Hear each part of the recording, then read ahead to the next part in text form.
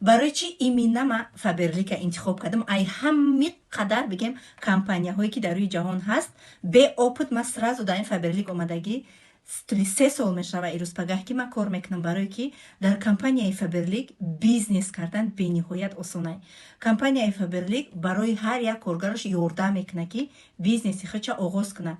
Айшоти худаш ҳар як каталог барои шахсоне ки нав ба кор меоянд, ана ҳамин духиё, на танҳо духиё, ҳар як каталог падаркаҳо иваз мешаванд.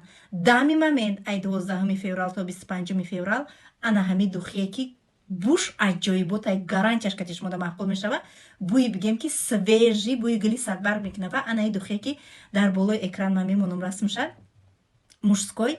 Пад вибр шумо якташа интихоб мекунед, 1500 рубл да шумо заказ мекунед, чизҳои дар кории хонатона мегирен. Пад вибр яке аз ҳамин духиёра шумо да компания бепул роӣ мекунад. Хоҳен худтон истифода мебарен, хоҳен шумо мефурӯшен, аллакай шумо аиҷа пул кор мекунед.